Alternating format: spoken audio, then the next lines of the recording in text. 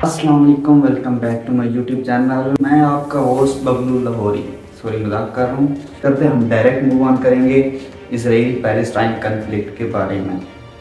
हम आपको शुरू से बताएंगे डिटेल के साथ कि कहाँ से ये शुरू हुआ, थोड़ी बहुत हिस्ट्री को टच देंगे ताकि आपको एक्सप्लेनेशन हम सही से एक्सप्लेन कर पाएँ आपको और आपको सही से समझ आ सके।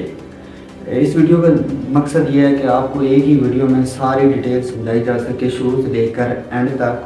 आज एंड तो अभी तक नहीं हुआ, बट प्रेजेंट तक जो भी हो रहा है 7 अक्टूबर से लेकर प्रेजेंट तक जो कुछ हो रहा है, जो कुछ हुआ है, वो सारी आपको डिटेल बताई जाएगी इन a short period of time. सबसे पहले हम बात करेंगे कि ये स्टार्ट कब हुआ। 7 अक्टूबर को ये शुरू हुआ, ये वाक़या पेश आया जब हमास ने इसराइल पर हमला किया और उन्होंने लोगों को अगवा वगैरह किया और लोगों को वहाँ पर मारा भी गया। तकरीबन 100 से 200 के दरमियान लोगों को वहाँ पर मारा गया इसराइल में।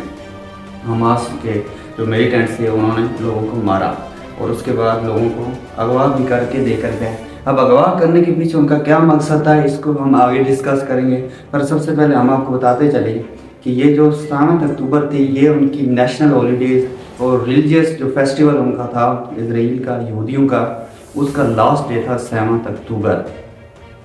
और 7 अक्टूबर की सुबह को ये हमला हुआ इधर, थोड़ी जगह का नाम मैं भूल गया, किब्बत्ज़ रीम जो कि इलाका आता है गज़ा को टच करता है, उधर गज़ा के हमास मिलिटेंट्स ने हमला किया। वहाँ पर पार्टी हो रही थी जो कि इंटरनेशनल स्टूडेंट्स भी थे, नेशनल स्टूडेंट्स भी उसमें थे।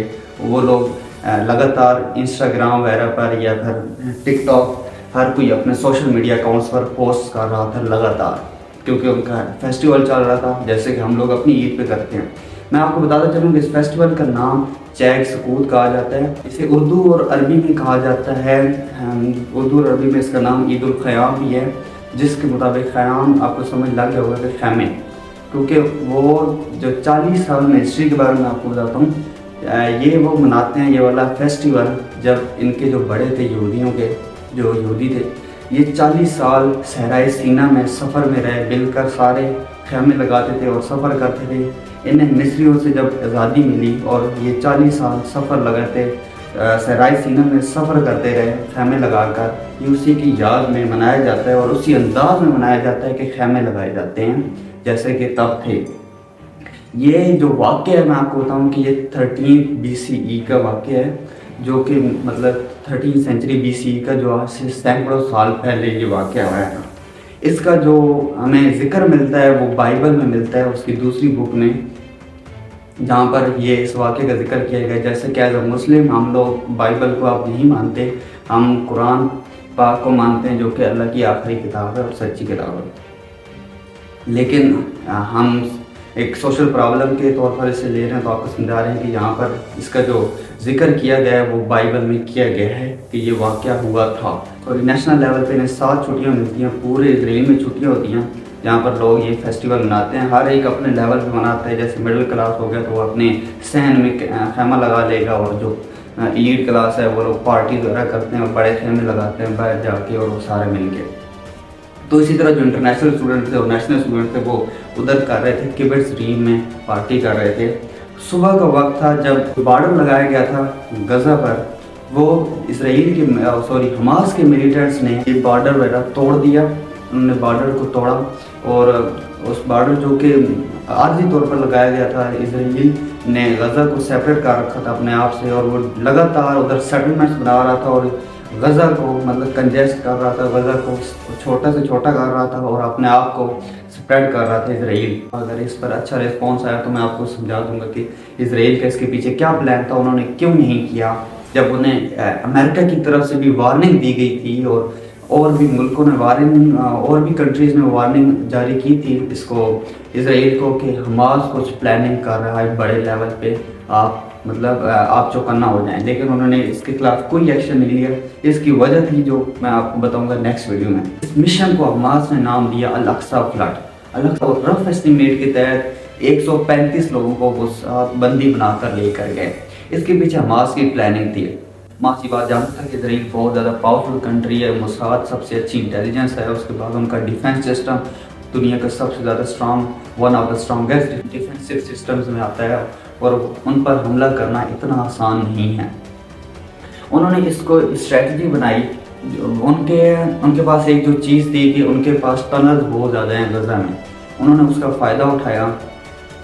انہوں نے کیا یہ کہ جب انہوں نے حملہ کیا نا، سب سے پہلے حملہ ان کی پلاننگ تھی کہ ہم اسرائیل سے ہمیں انہیں بلیک میل کرنا پڑے گا ورنہ ہم نہیں جیت سکتے، کیونکہ اگر جنگ کی بات آ جائے نا کہ تو یہ لوگ کبھی بھی نہیں جیت سکتے جنگ میں، انہیں بھی پتہ تھا یہ بات۔ تو انہوں نے اس اسٹریٹجی کو اپنایا کہ ہم جا کر حملہ کریں گے، اور تب فیسٹیول بھی تھا تو آف کورس وہاں پر بہت زیادہ لوگ آئے ہوئے تھے، اور سب سے بڑی بات انہوں نے اس دن کو کیوں چوز کیا، اس کی وجہ سب سے بڑی بات یہ تھی کہ وہاں پہ انٹرنیشنل اسٹوڈنٹس بھی تھے۔ انٹرنیشنل اسٹوڈنٹس کی وجہ سے اگر وہ لوگ، ان کی پلاننگ تھی ہم ان کو بندی بنا لیں گے، وہاں پر لوگوں کو لے آئیں گے اپنے پاس، تو اسرائیل پر انٹرنیشنل پریشر بھی ہوگا کہ وہ بچوں کو اور انہیں چھڑاؤ، تو جس کی وجہ سے اسرائیل کوئی بڑا قدم ایکشن نہیں اٹھائے گا، مطلب ان پہ میزائل وغیرہ نہیں گرائے گا، تو جنگ وغیرہ نہیں سٹارٹ ہوگی، اور حماس اس کے بدلے میں اپنی جو ڈیمانڈ وغیرہ ہے وہ ظاہر کرے گا اسرائیل سے۔ لیکن اس سے الٹ ہوا کہ اسرائیل کے نیتن یاہو نے اعلان کر دیا تھا کہ ہم جنگ پر ہیں اور ہم اس کا جواب دیں گے اور صحیح طریقے سے دیں گے، صحیح طریقے سے دیں گے۔ اس کے بعد انہیں امریکہ کی بھی مدد ملی، جس سے ابھی ان کے مور دین $100 بلین تک انہوں نے وعدہ کیا امریکہ نے، جو کہ دے گا اس کو اسرائیل کو، اور ابھی اس کو لگاتار دے رہا ہے پیسے ملٹری ڈیفنس کے نتیجے میں، ملٹری ڈیفنس کے نام سے اس کو ہر روز پیسے دے رہا ہے امریکہ اسرائیل کو، جبکہ فلسطین کے پاس نہ زخم پر لگانے کے لیے، نہ ہی ان کے پاس اینٹی سیپٹکس ہیں، کچھ بھی ان کے پاس نہیں ہے، اینستھیزیا نہیں ہے تو کسی کو بیہوش کر کے، یا اینستھیزیا بھی نہیں ہے، نہ اینٹی سیپٹکس ہیں، کچھ بھی نہیں ہے، کھانے تک کے لیے کچھ نہیں ہے ان کی۔ ابھی جو لاسٹ تھی الشفا، وہ بھی تباہ وہ اس پر بھی حملے وغیرہ ہوئی ہیں، اس پر بھی میزائل وغیرہ گرا جا چکے ہیں، اور ساؤتھ جو ہے غزہ کا، وہ اسے بتایا جا رہا ہے کہ وہ ایک ہیل بن چکا ہے، ہیل آن ارتھ، تو اسے ہیل آن ارتھ کہا جا رہا ہے۔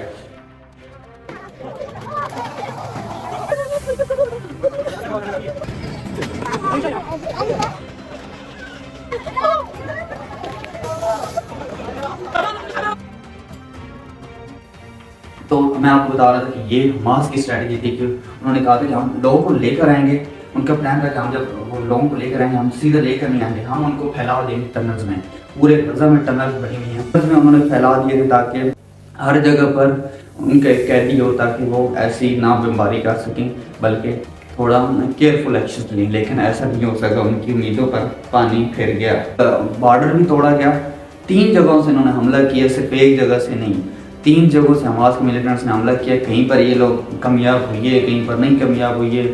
پولیس تھی، صبح کا وقت تھا، سو رہے تھے لوگ، تو جس کی وجہ سے زیادہ لوگ مارے گئے، ان کی یہی پلاننگ تھی، بٹ آگے سے پولیس فورس نے آف کورس ریزسٹ کیا، انہوں نے بھی بمباری کی اور مارا، جس کے نتیجے میں حماس کے ملیٹنٹس بھی مارے گئے، لیکن تھوڑی بہت زیادہ کامیابی انہیں ملی، کیونکہ انہوں نے لوگوں کو بندی وغیرہ بنا لیا۔ حماس ملیٹنٹ تھوڑی بہت کامیاب رہی، اپنی اسٹریٹجی اس کی جو تھی کہ ہم انہیں لے کر آئیں گے، یہ بہتر تھی، لیکن ان کا جو تھا نا کہ ہم لوگوں کو پھیلا دیں گے، یہ کامیاب نہیں ہو سکی۔ اس کے بعد اور الٹا انہیں پر، حماس پر ہی دباؤ ڈالا جا رہا ہے کہ وہ لوگوں کو چھوڑ دیں، جبکہ ان کی پلاننگ تھی کہ یہ اسرائیل پر دباؤ ڈالے گا انٹرنیشنل لیول پہ، اس کا الٹی ہو رہا ہے۔ اس کے بعد اب بہت ساری کنٹریز بھی بیچ میں آ چکے ہیں، اسلامک کنٹریز، اور جو مطلب آرگنائزیشنز ہیں جہاد کی، وہ بھی بیچ میں آ چکی ہیں، اور انہوں نے ایکشن لینا شروع کر دیے۔ ابھی ایک شپ جو جا رہی تھی اسرائیل کی طرف، وہ بھی انہوں نے اپنے قبضے میں لے لی۔ میں ان ساری چیزوں بعد میں یہ جو کنٹریز وغیرہ انوالو ہو رہے ہیں، اس پر نیکسٹ ایک ویڈیو بناؤں گا، ابھی یہ اس کو ڈسکس کرتے ہیں۔ تو میں آپ کو بتا رہا تھا کہ انہوں نے پیراگلائڈنگ کے ذریعے بھی حملہ کیا، صرف گراؤنڈ سے نہیں، پیراگلائڈنگ سے ہر طرف سے حماس کے ملیٹنٹ جو تھے انہوں نے حملہ کر دیا، اور اس کے ساتھ صرف انہوں نے ملیٹنٹس نہیں بھیجے، بلکہ پروفیشنل فوٹوگرافرز وغیرہ اور ویڈیوگرافرز بھیجے، جنہوں نے ویڈیوز ریکارڈ کی اور پراپر سوشل میڈیا پر ایڈٹ کر کے انہوں نے اپلوڈ کی، اور اس کے نتیجے میں یہ وائرل ہوتی گئی، اور 9 بجے تک پورے اسرائیل کو پتہ چل چکا تھا کہ ان کے ساتھ کہ ان کے لوگ بندی بن چکے ہیں، جبکہ یہ بات جھوٹ ہے۔ جو اسرائیل کے لوگوں کو تب پتہ چلا 9 بجے، لیکن جو تھے ان کی انٹیلیجنس تھی یا پھر نیتن یاہو وغیرہ، ان سبھی کو پتہ تھا کہ یہ ہو رہا ہے، یہ ہونے والا ہے۔ لیکن انہوں نے کچھ نہیں کیا. آف کورس میں نے آپ کو بتایا اس کی ڈیٹیل میں نیکسٹ ویڈیو میں ضرور بتاؤں گا آپ کو. ابھی میں آپ کو یہی بتا رہا ہوں کہ یہ جنگ کیسے شروع ہوئی. تو اس کے بعد جب وہ لوگ واپس لے گئے, نیتن یاہو نے اعلان کر دیا کہ ہم جنگ کرنے والے ہیں. حماس جو فگر بتا رہا ہے اپنے میزائلز کا, وہ راؤنڈ اباؤٹ 5000 کہہ رہا ہے کہ میں نے فائر کیے. اسرائیل اس کے اپوزٹ کوئی 2-1 ہزار بتا رہا ہے, لیکن حماس کے تحت یہ 5000 ہے. یہ زیادہ اسرائیل کو نقصان نہیں پہنچا پائے, بہت کم لیول پہ انہوں نے پہنچایا ہے, کیونکہ مسئلہ یہ تھا کہ اسرائیل کے پاس جو ڈیفینسو سسٹم ہے وہ ایک اے آئی جو کہ ڈیٹیکٹ کرتا ہے کوئی بھی میزائل وغیرہ آ رہا ہو, وہ اس کو ہوا میں تباہ کر دیتا ہے.